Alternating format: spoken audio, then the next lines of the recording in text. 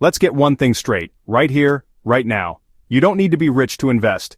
It's a common misconception, a barrier that prevents so many from even starting. But the truth is, investing isn't exclusive to the wealthy elite. The idea that investing is only for the wealthy, that it requires a silver spoon or a trust fund, is a myth that keeps people on the sidelines watching others build their futures while they feel stuck. It's a false narrative that needs to be challenged. Wall Street suits with their power lunches and insider jargon, complex jargon that seems designed to confuse and intimidate the average person, billion-dollar hedge funds, with their secretive strategies and high-roller clients. None of that is a requirement. You don't need any of it to start building your own financial future. The truth, the real secret, the basics of investing are accessible to everyone. They're designed to be understood, and with the right guidance, anyone can grasp them.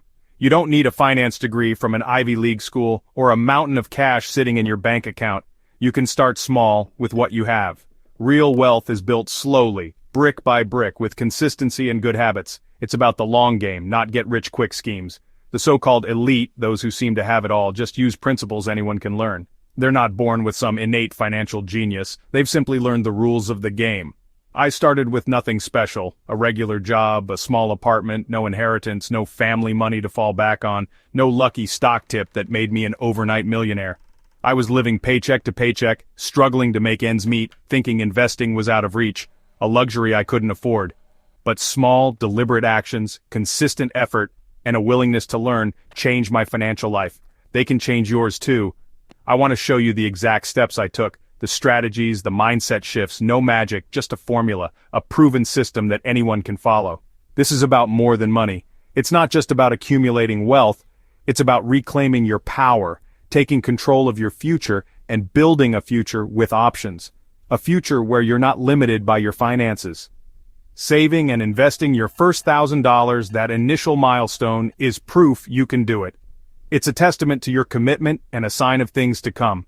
Forget the gatekeepers, the ones who tell you it's not possible, and the jargon. Ignore the noise and focus on the fundamentals.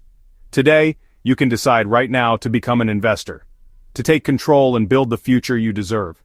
And it all starts not with a grand gesture, with changing your mind, with believing that you too can be an investor. Before anything changed, before I even considered a different path, I was stuck, completely and utterly trapped in a cycle I couldn't seem to break free from. It felt like wading through mud, every step forward met with resistance, every effort yielding minimal results. I was barely scraping by, living paycheck to paycheck, constantly stressed about bills and unexpected expenses. The idea of investing seemed like a distant dream, a luxury I simply couldn't afford. I was convinced investing wasn't for me, that it was something only wealthy people could do. My bank account was always low, hovering near zero, and I felt hopeless. Each month was a struggle to make ends meet, and the thought of saving, let alone investing, felt impossible. It was a constant source of anxiety and frustration. I told myself, I'm just not good with money. It was an easy excuse, a way to avoid taking responsibility for my financial situation. I believed I lacked the skills and knowledge to manage my finances effectively, or investing is too risky. I saw investing as gambling, a dangerous game that could wipe out my already meager savings. The fear of losing money paralyzed me, preventing me from even considering the possibility of investing. These beliefs were my real prison, not my paycheck. They were the invisible bars that kept me trapped in a cycle of financial scarcity and anxiety. My limiting beliefs were far more restrictive than any budget constraint. The turning point? What was the catalyst that finally sparked a change? It was seeing others my age building wealth, achieving financial freedom, and living the lives they dreamed of. I started questioning my own assumptions and asking, what are they doing that I'm not? What strategies were they employing? What knowledge did they possess that I lacked? I realized my mindset was the biggest barrier. It wasn't a lack of opportunity or resources, but my own limiting beliefs that were holding me back. That night, I decided to stop making excuses and take control of my financial future. I resolved to challenge my limiting beliefs and adopt a more empowering mindset. My financial situation wouldn't change until my thinking did. I understood that true financial transformation started from within. I understood my bank account reflected my habits and beliefs. It was a direct consequence of my financial decisions and the mindset that drove them. To change the outcome, I had to change myself. I needed to transform my relationship with money and cultivate a mindset of abundance and possibility. That was my rock bottom, the moment I realized I couldn't continue down the same path, and the foundation for a new financial life. It was the starting point for building a future of financial security and freedom. The first step wasn't about money. It wasn't about finding the perfect investment or landing a high-paying job. It was about believing change was possible, about cultivating a sense of hope and optimism for the future. Once I shifted my mindset, once I truly believed in my ability to create a better financial future, everything else started to follow. It was like a domino effect. One positive change leading to another. That's when the real journey began. The journey towards financial freedom and a life of abundance. With a new mindset, I knew I couldn't just sit around and think about change. I needed action. Fast. I had to find a way to disrupt my old patterns and prove to myself that I could actually take control of my finances. It was time to put my newfound resolve to the test. Enter the no-spend challenge. This wasn't just a whim, it was a deliberate strategy. 30 days, no non-essential spending, a full month dedicated to breaking free from the chains of impulse purchases and unnecessary expenses. It seemed daunting, but I was determined to see it through.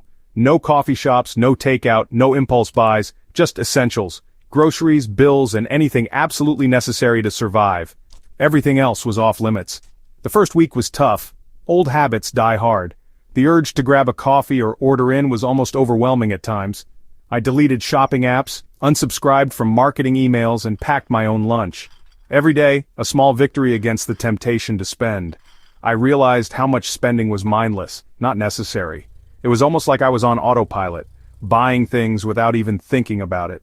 As the weeks passed, my savings grew and my perspective shifted. I started to see money as a tool, not just something to be spent. I found free ways to have fun and learned the difference between wants and needs. It became clear that many of my needs were actually just cleverly disguised wants.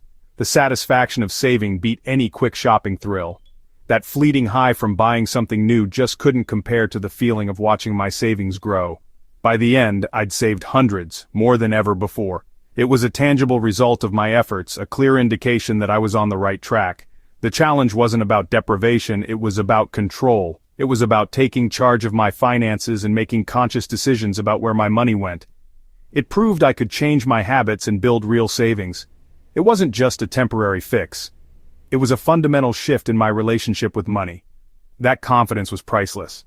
It spilled over into other areas of my life, empowering me to tackle challenges I had previously avoided.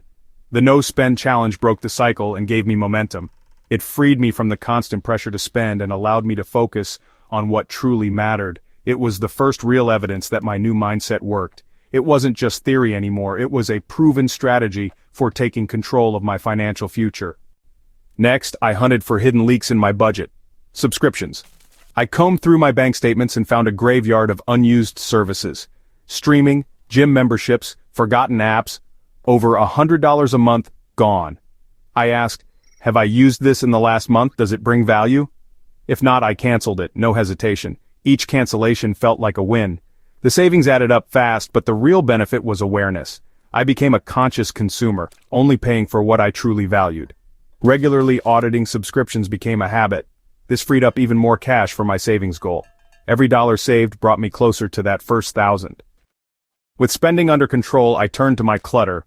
Unused clothes, gadgets, books, trapped cash everywhere. I set a rule, if I hadn't used it in a year, it had to go. I listed items online, sold what I could, and watched the money add up.